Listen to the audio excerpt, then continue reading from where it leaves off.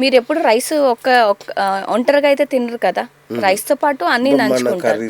So ఇక్కడ problem ఏంటంటే మీరు రైస్ ఎలా తింటున్నారు, అది ప్రాబ్లం.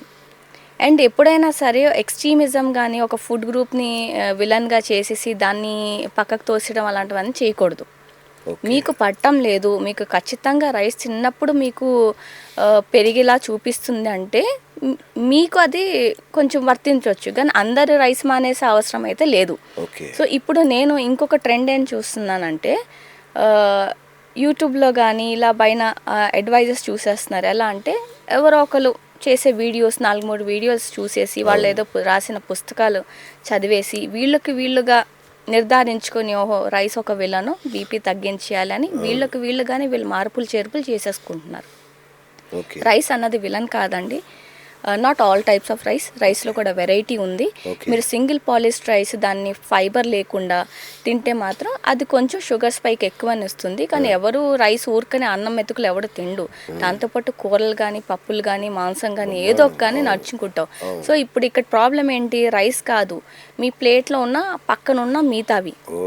సో ఇంత రైస్ తినేసి ఏదో ఊరగాయ నంచుకున్నట్లు ఇంత కూరలు తింటే మరి అక్కడ షుగర్ ఎలాగైనా పెరుగుతుంది. సో రైస్ని కల్పిట్ చేయడం కాదు, రైసే కాదు, ఈ రైస్ ప్లేస్లో ఇంత వీట్ కానీ ఇంత జవార్ కానీ ఇంత మిల్లెట్స్ తిన్నా మీకు పెరుగుతుంది. ఇంకొక ట్రెండ్ నేను చాలా బాగా అంటే నా క్లయింట్స్ రీకాల్ చెప్పేటప్పుడు ఎక్స్పీరియన్స్ చెప్తున్నానండి. ఐఎమ్ నాట్ అగెన్స్ట్ మిల్లెట్స్ మంచివి, కాకపోతే మిల్లెట్స్ సర్వరోగ నిరోధిని ఇలాగ ఏం చేస్తున్నారు, మిల్లెట్స్ జావా తీసుకుంటున్నారు, ఒక కూర కప్పు వెజిటబుల్ తినేసి అయిపోయింది, దాన్ని ఒక పర్ఫెక్ట్ డైట్ అనేసుకుంటున్నారు వీళ్ళు. షుగర్ పేషెంట్లు కూడా అంటే చాలా మందిలో ఈ ట్రెండ్ నేను చూస్తున్నాను. అంటే మిల్లెట్ జావ తీసుకోవడం వల్ల ఖచ్చితంగా మీకు కార్బ్ ఇంటేక్ అన్నది తగ్గింది, ఫైబర్ యాడ్ అయినందుకు మీరు వెయిట్ లాస్ అయితే అవుతారు, కానీ మీల్ అన్నది ఫుల్గా కాదు, అది కంపోజ్డ్ కాదు.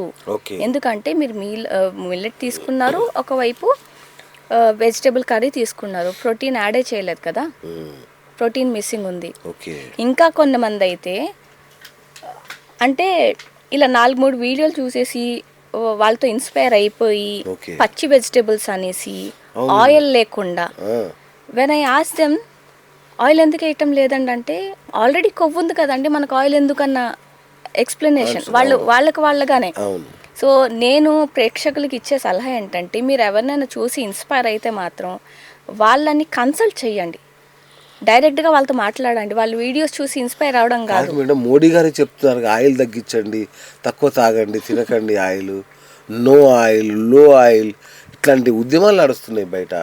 ఆయిల్ తక్కువ తినండి అని చెప్పుంటారు సార్, తినకండి అని చెప్పుంటారు కదా. అవునవును, తక్కువ తినమన్నారు, కరెక్ట్ తినకూడదు, ఎంత తినాలో అంతే తినాలి. చాలా మంది ఆయిల్ లేకుండా వండుకుంటున్నారు, అవును, అంటే బాయిల్డ్ వెజిటేబుల్స్ లాగా. ఒకప్పుడు చేసేవాళ్ళు, ఇప్పుడు కూడా అదే ట్రెండ్. అంటే మిల్లెట్స్ నేను క్లయింట్స్కి చూసిన రీకాల్ ఎయిర్ ఫ్రైయర్స్ వచ్చాయి కదా మేడం. అవును, సో ఆయిల్ అవసరం పడట్లా చాలా వాటిలో. అవునండి, ఇది చాలా ఇంపార్టెంట్ పాయింట్, అందుకే నేను చెప్పదలుచుకుంటున్నాను. ఒకటి మిల్లెట్ ట్రెండ్, మిల్లెట్ జావ తాగేస్తున్నారు, వెయిట్ లూస్ అయిపోయాం అనుకుంటున్నారు, మిగతా పోషకాలు ఎవడిస్తాడు? ఫైబర్ ఒకటి ఉంది, కార్బ్ తగ్గించేస్తారు, మిగతా పోషకాలు ఎవరిస్తారు? అవి కూడా మీరు అందజేయాలి కదా.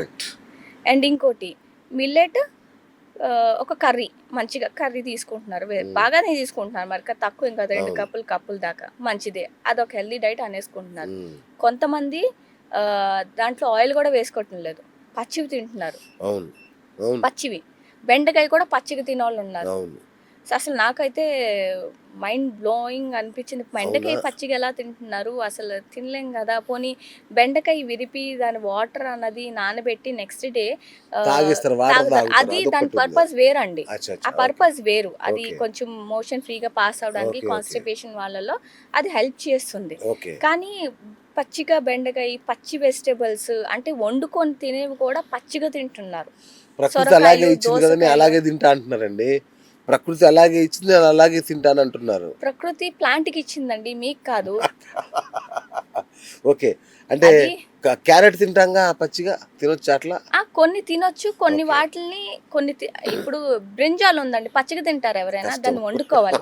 దానికి సైన్స్ కూడా చెప్తాను నేను, ఎందుకు వండుకోవాలి, ఎందుకు ఫ్యాట్ ఇంపార్టెంట్ అన్నది.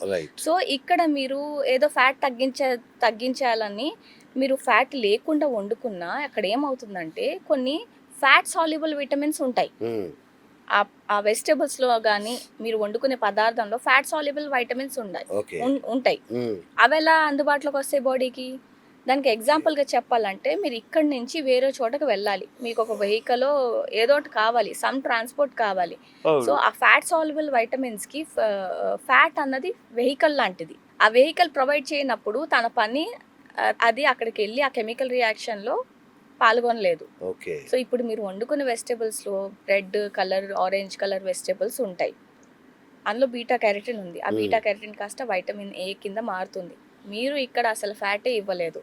సో ఆ బీటా క్యారోటిన్ ఏగా మారినా మీరు ఫ్యాట్ ఇవ్వనందువల్ల వైటమిన్ ఏ ఎలా పనిచేస్తుంది? Vitamin A is a fat soluble vitamin. Okay.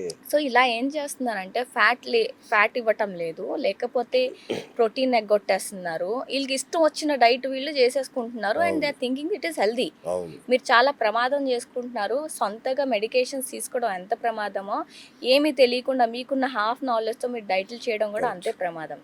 మహా అయితే మీరు ఏం చేస్తారు? కార్బ్స్, ప్రోటీన్ రెగ్యులేట్ చేసుకుంటారు. మైక్రోన్యూట్రియన్ డెఫిషియన్సీస్ మీకు తెలియవు, ఉన్నాయా లేవా, అక్కడ ఎక్కడ లోపిస్తున్నాము, దీనివల్ల ఇవి అందజేయకపోవడం వల్ల ఏ డిస్ఫంక్షన్ జరుగుతుందో మీకు తెలీదు.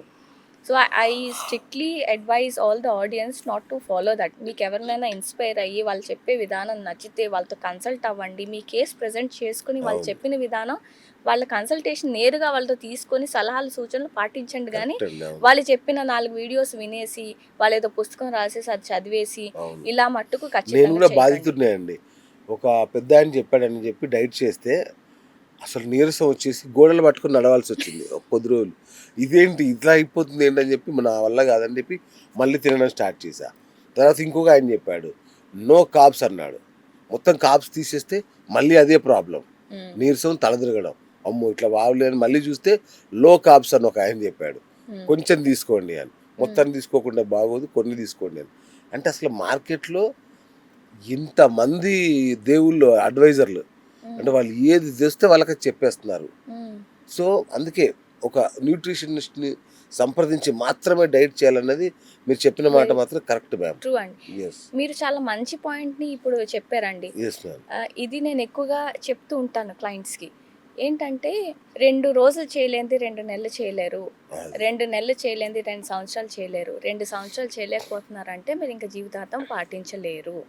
సో మీరు ఏదైనా చేస్తున్నారు అని అంటే సస్టైనబిలిటీ ఈజ్ ఇంపార్టెంట్. అంటే ఎక్స్ట్రీమ్ డైట్స్ ఫాలో అయిపోయి 3 నెలలు 4 నెలలు మహా అయితే 1 సంవత్సరం 2 సంవత్సరాలు చేసేసి దాన్ని కొనసాగించి మీరు చేయగలుగుతారు. ఇఫ్ ప్యాటర్న్ మీకు నచ్చింది, ఆ 0 కార్బ్స్ లో కార్బ్స్ ఏదో ఒకటి మీకు నచ్చింది, మీరు చేయగలుగుతున్నారు, you are happy with that, you are satisfied, చేయండి. జీవితాంతం చేయగలిగితే పాటించండి. మీకు సూట్ అయింది, మీకు బాగా అనిపిస్తుంది, చేయండి. దాంతో పొరపాటు ఏం లేదు, మీకు సూట్ అవుతుంది. వేరే పారామీటర్స్ అండ్ అది కూడా ఒక ప్రాక్టీషనర్ గైడెన్స్లో చెయ్యాలి, మీకు మీరుగా కాదు. ఎందుకంటే అలా ఎక్స్ట్రీమిజంకి వెళ్ళేటప్పుడు కొన్ని ఫుడ్ గ్రూప్స్ అన్నవి ఎక్స్క్లూడ్ చేసేస్తాం. దానివల్ల వచ్చే పోషకాల లోపాలని ఆ ప్రాక్టీషనర్ సమకూర్చాలి. అది చెయ్యకపోతే మీకు మీరుగా అతను చెప్పారు కదా అని మీరు చేసేసుకున్నారు అనుకోండి, ఇంకా డ్యామేజ్లోకి వెళ్తారు. సో మీరు చేయగలుగుతున్నారు, మీకు బాగానే ఉంది, సూట్ అవుతుంది, ఇది జీవితాంతం హాయిగా ఉల్లాసంగా ఉత్సాహంగా దీన్ని కొనసాగించగలను, నా వేరే యాక్టివిటీస్ అసలు ఏమీ ఇటు కాకుండా నేను చేయగలుగుతున్నాను అంటే గుడ్ ఫర్ యూ.